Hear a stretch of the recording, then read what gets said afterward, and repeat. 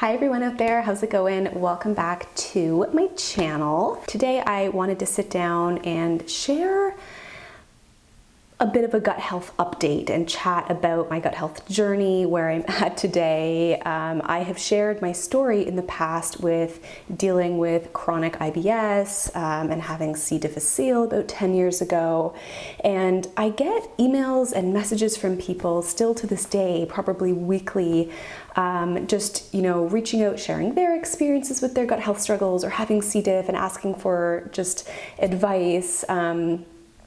And I feel like it is due time that I sit down and just kind of share with you guys where I'm at. That's what today's video is about, my journey, what I did to heal my gut, and kind of where I'm at today. Now, before I dive in, biggest disclaimer in the whole world, and that is that this video is not at all medical advice. This is not me giving you medical advice. I am a nutritionist, but it is so important that you speak to your doctor, your healthcare professional about your unique situation. This video is just me sharing my story, my journey, and the things that helped me the most. And hopefully you guys will find it helpful if you yourself are struggling with some digestive problems, because I've been there. I totally feel you.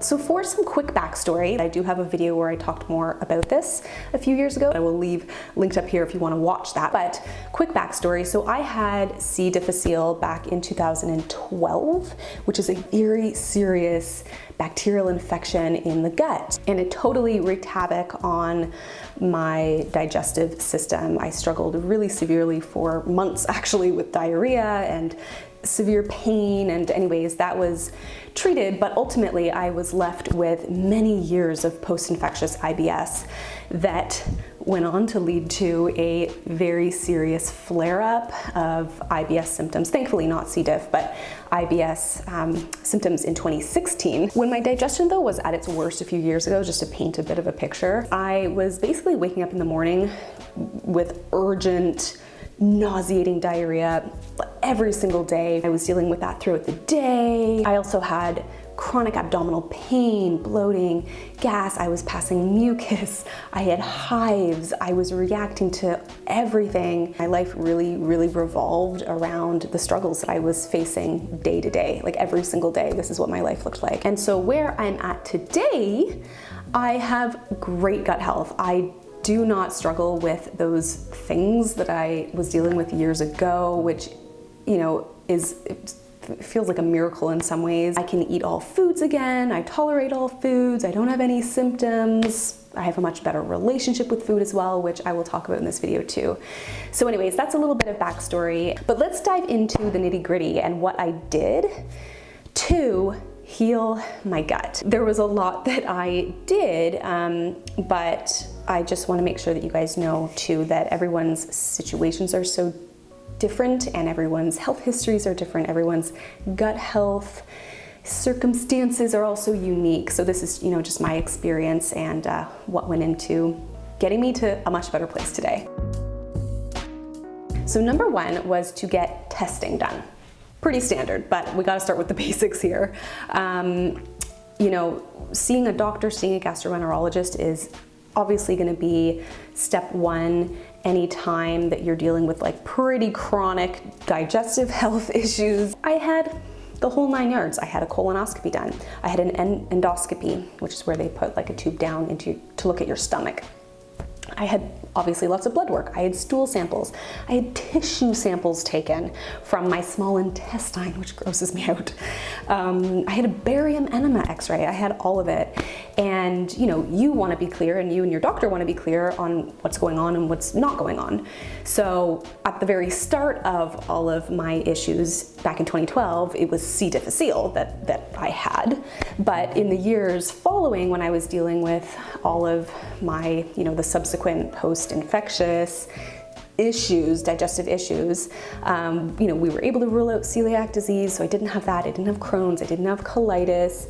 I wasn't having a C. diff relapse, thankfully, and therefore I was diagnosed with IBS, or irritable bowel syndrome. The biggest part, by far the biggest part of my healing journey was the low FODMAP diet. So I had done many elimination diets. Many. I tried out the specific carbohydrate diet. I underwent the autoimmune protocol. I was gluten-free. I was dairy-free. I was sugar-free. I cut out nuts. I cut out eggs. I cut out legumes. It was not good. I was desperate for relief, but the most effective, by far, the most effective dietary regime for me that is also evidence-based for IBS was the low FODMAP diet. So FODMAP is an acronym, and it stands for fermentable oligosaccharides, disaccharides, monosaccharides, and polyols. And these are basically, to sum it up, they are short-chain carbohydrates or sugars basically that are fermented really rapidly in the gut, in the colon, and by the bacteria that reside in our colon. For people who have a sensitive gut or who have IBS, this can lead to a ton of bloating and pain and diarrhea and just issues, basically. And these high FODMAP, highly fermentable foods, or sugars, are found in a variety of really healthy foods. Garlic, onion, cruciferous vegetables like broccoli, certain kinds of fruits, beans, wheat. People often think that gluten is the issue when in some cases it's actually that high FODMAP sugar found in wheat, not actually gluten.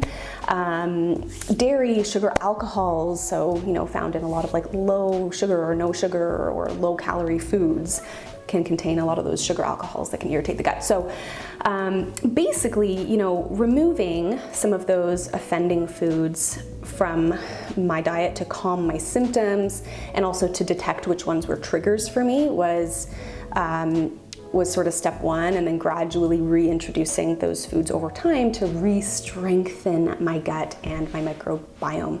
Because here's the thing, and this is so crucial for me to emphasize, especially when it comes to high FODMAP foods, because those foods contain prebiotics. Prebiotic-rich foods are essential in supporting good gut health. The more foods we can have in our diet, the more diversity we can have in our diet, the better. Again, earlier on in my gut healing journey, I couldn't eat too many of these foods because they would really create a ton of symptoms, bloating, a lot of gas, a lot of diarrhea. It was very, very irritating. And so it did make sense to reduce those in my diet.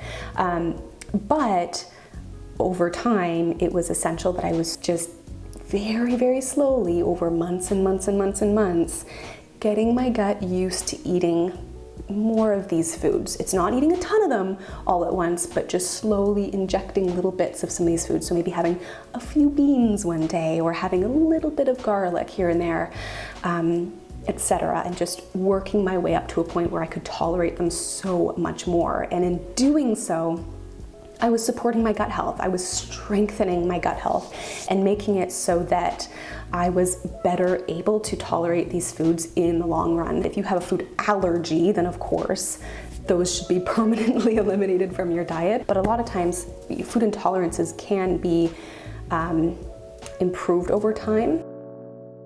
All right, let's move on to none other than supplements. So of course, supplements did play a big role in my gut healing journey. And there's a few categories of supplements that I took for different purposes and at different times. And I just have to reiterate my little disclaimer here that this is just my experience. These are some of the things that I did, but several of these things I did in conjunction with professional help. Please make sure that you speak to your healthcare professional before you start willy-nilly popping random supplements without knowing exactly what they're doing or what they're for. So, but let's begin. So category number one was I took antimicrobials for dysbiosis, for SIBO, these sorts of things that were going on. Dysbiosis is basically that imbalanced ratio of good to bad bacteria in the gut that I was severely struggling with. There's a variety of formulas out there that contain things like black walnut and berberine and oregano. Next category was just generally for supporting my gut flora and my microbiome, and that would be probiotics. Definitely took probiotics. I've taken many probiotics over the years, and I've taken different brands, I've taken different formulas that have different strains. I especially took a probiotic yeast called Saccharomyces boulardii, which is good for cases of diarrhea and after an infection, that kind of thing. For tissue healing, for some of the inflammation I was dealing with in my gut, and all of that. Oh my gosh, glutamine, glucosamine, omega-3s, fish oils, DGL, vitamin C. I also utilize different mucilaginous herbs like slippery elm and marshmallow root as well. And then lastly, I did take a couple other things just for like general digestive support to help me to digest my food a little bit better on days when I was really struggling, and that would be things like digestive bitters, digestive enzymes, things like that. Those were the array of supplements that I took at different times over a span of several years, depending on what stage I was at and kind of where I was at. The next thing that I want to talk about here that was a big part of my gut healing journey, and I apologize in advance if this is not like what you want to hear if you are, on the struggle bus right now, but that is time. It just took time. It took time for me to get to a much better place with my digestion. It's not something that was corrected in a few weeks or even a few months. It did take me a few years to get to a much better place. And now everyone's very different, of course, right? Some people might have much simpler issues going on and they can notice improvements much more rapidly. Whereas for me, because I had quite a history of, past infections, and I had chronic IBS and I was dealing with these chronic issues, it did take quite a bit longer. But I just feel like it's important to remember though that these things take time. And in some ways, I hope that that can be encouraging in a way that it's normal for it to take time, and especially healing is not linear. It never ever is, and it's really not just like you're in this place and then you just steadily get to this place and you're better. For me, it literally went like this. First, I was dealing with mostly really bad days, very terrible symptom days, with the occasional maybe day where I had a better day or a good day. And then it progressed over, weeks and months to, some bad days and some good days. And then it progressed to, more good days with fewer bad days. And then it progressed even further to mostly good days with the occasional bad day.